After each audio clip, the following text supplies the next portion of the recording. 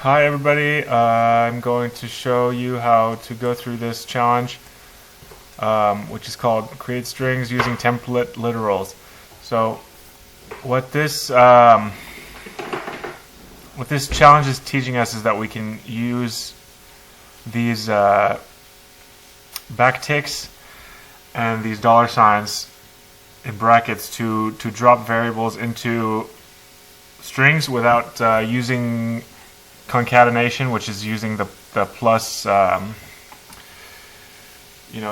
adding, like how we usually would do would be,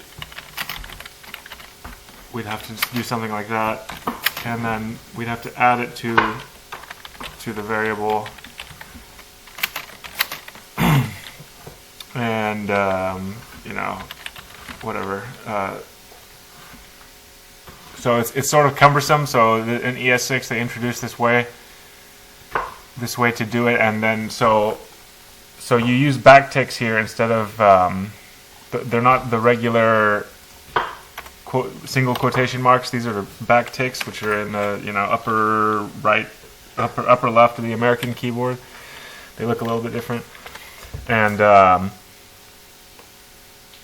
when you add spaces, line breaks, the ES6 also reads these. So what they want us to do here is create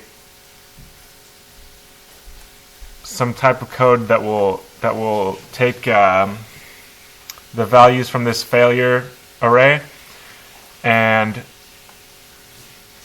put them into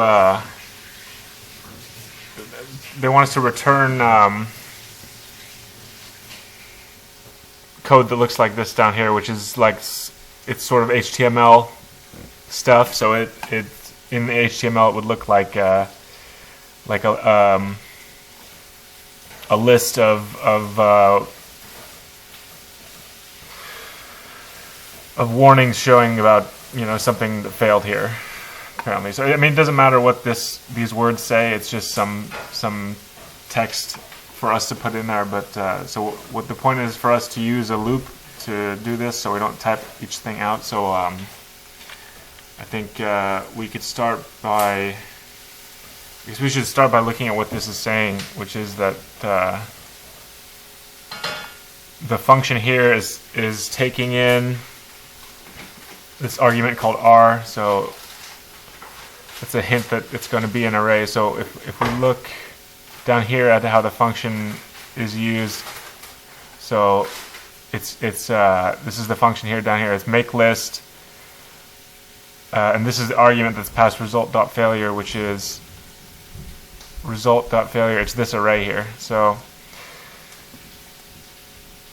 that array with this code down here is passed into the function failure. The array failure is passed in, and then so what we want to do is take each value of that array and use this template literal syntax to print out these 3 lines of code here.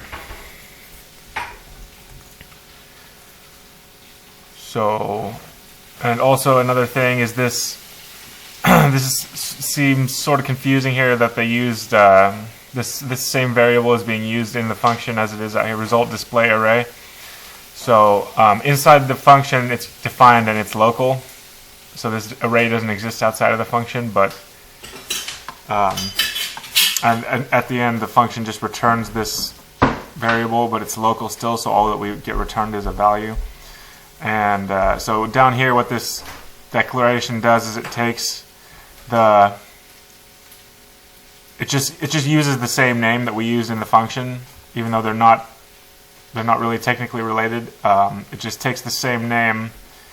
So it takes this result and gives it the same name, but outside of the function. So now it's globally defining the same value just outside of the function. So what we can do first here, I'm just going to ignore that line for now, I think, and or maybe I will use it. Yeah. So let's just take this away and we'll result display array. So I'm just gonna start. I'm gonna start down here, and I'm just gonna start by putting the for loop in and try and figure this out. So this is for, and I want to do just something that uses the length of the array, so we can take every value. So let's just use I here. Let I equals 0. And then, so while I is less than or equal to the argument r.length -1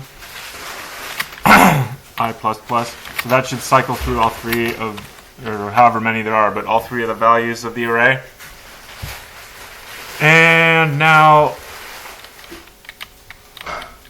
so for this we want to, let's see here.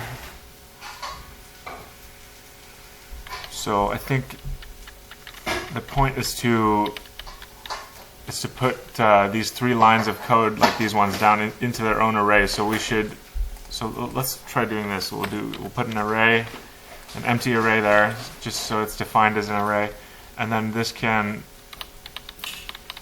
let's see, put the empty array. So each one of these is going to get pushed to that array here.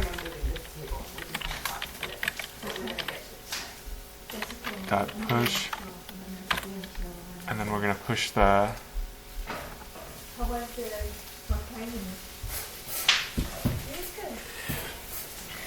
We're going to push the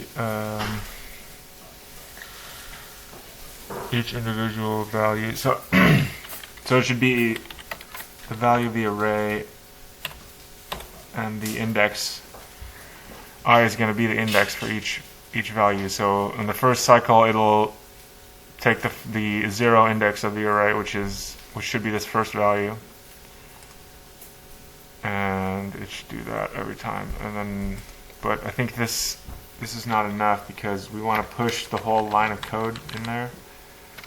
This will push just this value, but we also want to add what we're trying to learn here, which is the template literal string syntax stuff. So to put this into a string, we'll use the backticks, and then we will type out this what does it say? So each entry wrapped in a list item element. So that would look like list item, and then class. They want the class to be text warning. Use double quotes. Text warning, and then we'll close that. And then so we're gonna get, that's the one side. And then remember, as they showed us, we have to, since the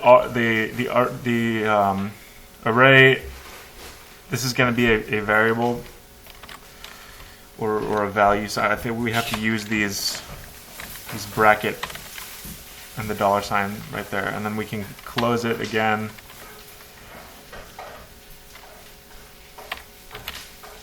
The closing brackets, and I think that should. I think this should.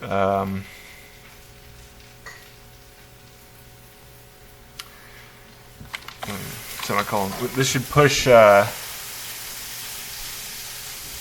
list item with this array value